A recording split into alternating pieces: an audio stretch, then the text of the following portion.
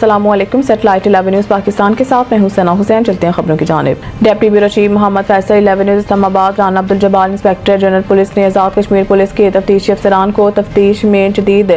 Techniques کے حصول اور ان کی پیشہ ورانہ مہارت اور اہلیت میں اضافہ کے لیے پولیس ٹریننگ اسکول مظفر آباد میں سید ریاض حیدر بخاری AIGP کرائم کی زیر نگرانی 19 تا 21 نومبر کے دوران 3 روزہ کرائم انویسٹیگیشن کورس کا اہتمام کیا۔